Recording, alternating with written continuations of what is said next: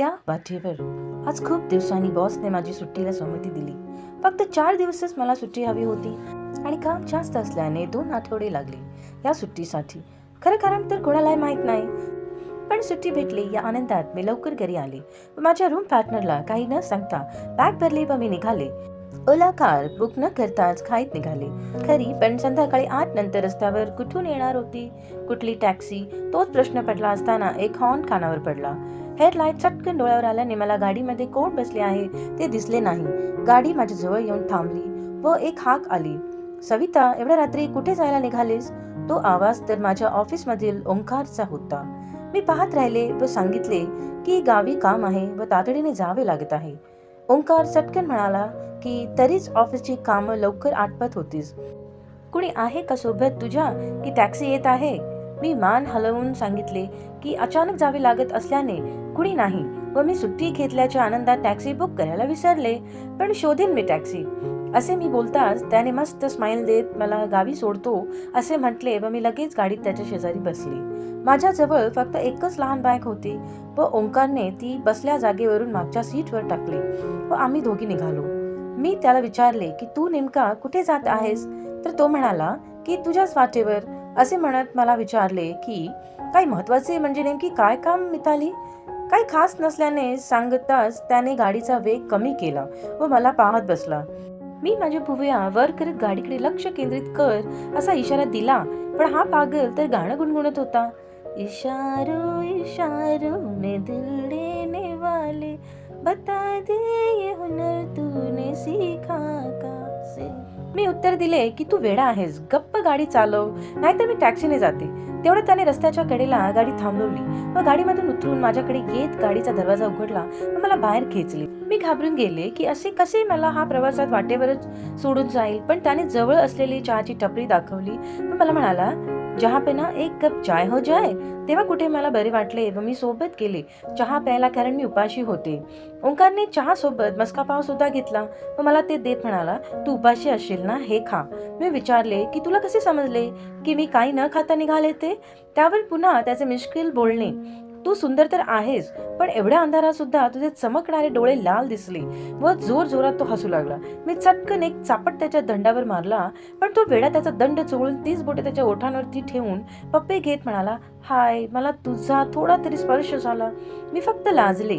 चहा संपवून आम्ही दोघे पुढे निघालो. थंडी वाजत असल्याने मी मागे ठेवलेल्या माझ्या बॅग मधील शॉल काढण्यासाठी जेव्हा मी वळत असताना चुकून माझ्या त्या भागाचा स्पर्श त्याच्या कोपरला जाणवला.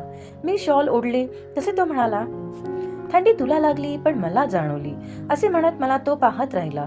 ओंकार, ऍक्सिडेंट होईल बघ, असे म्हटल्यावर त्याने अगदी रोमांचक उत्तर दिले, हो जाने दो. असे म्हणत माझा हात हाती घेत मला डोळा मारला. मला काहीच समजेना, कारण ऑफिसमध्ये तो सगळ्यांसोबत तसाच तऱ्हेने बोलण्याचा स्वभाव असल्यामुळे मी त्याचा हात बाजूला सारवला.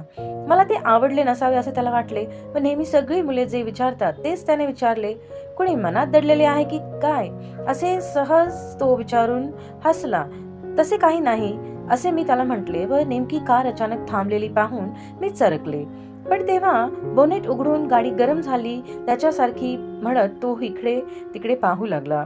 मी गाडी बाहेर येऊन अंदाज घेतला की तो कारमध्ये पाणी टाकण्यासाठी कुठून पाणी आणावे असा तो विचार करत होता. तेव्हा मी म्हटले, आता एवढ्या रात्री या सुनसान रस्त्यावर कोण मदत करेल? तर तो पुन्हा हसून म्हणाला की बस बरसात हो जाए. आणि खरंच पाऊस सुरू झाला. त्या थंडीत अचानक असा पाऊस मेहरबान नक्की का झाला होता ते? आम्ही चटकन भिजून गेलो. मला गाडीमध्ये बसवून गाडीचे बोनेट तसेच उघडे ठेवत तो सुद्धा गाडीत बसला. दोघेही थंडीने कापू लागलो. ओंकारने पुन्हा मस्करी केली की आज बरसात तो मुझ पर फिदा हुई है शायद.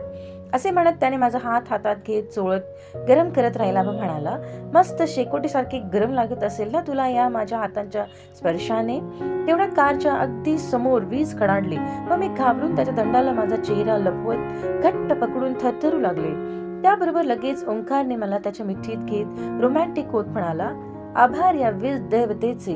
असे हसत मला घट्ट मिठी मारली आणि मला शांत करत राहिला. कपडे ओले असल्याने त्याने मला मागील सीटवर जाऊन कपडे बदलायला सांगितले. पण असे करत असताना गाडीत त्याच्यासमोर कपडे बदलणार व या माझ्या चेहऱ्याचे हावभाव पाहून तो गाडी बाहेर थांबला. मी कपडे कसे तरी बदलले, पण मला त्याची चिंता लागली की हा तर जास्त ओला झाला व शिंकू लागला होता. म्हणून मी त्याला माझा टॉवेल दिला व म्हणाले, ताप येईल तुला, त्यापेक्षा कपडे काढ व टॉवेल गुंडाळ. पण या वेळाने पुन्हा मस्करी करत म्हणाला की आता तू बाहेर उभी राहा, मला कपडे बदलायचे आहेत, मला लाज वाटेल ना. मी चटकन बाहेर जाण्यासाठी गाडीचा दरवाजा उघडला तसा तो हसून बोलू लागला, ए वेडे, रात्रभर कपडेच बदलत राहायचे आहे का? मी बदलतो कपडे, पण तू पाहू नकोस हा मला, नाहीतर माझ्या प्रेमात पडशील. मी माझा शर्ट त्याला दिला व डोळे बंद करून बसून राहिले. थोड्या वेळाने मला माझ्या ओठांवरती त्याचा स्पर्श झाला. मी चटकन डोळे उघडले तर तो माझ्या बाजूला माझा शर्ट व खाली टॉवेल गुंडाळून स्वतः माझ्या घातलेल्या शर्टला मिठी मारत म्हणाला, शुक्रिया मेरे दोस्त, तू नहीं तो तेरा शर्ट मेरी बाहों में तो है, असे म्हणत डोळे बंद करत माझ्या शर्टच्या बाह्यांचा वास घेत बसला असताना मी त्याला चक्क माझ्या मिठीत ओढले.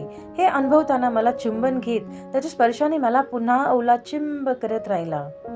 कशी वाटली ही कहाणी तुम्हाला? Please write in comment, subscribe.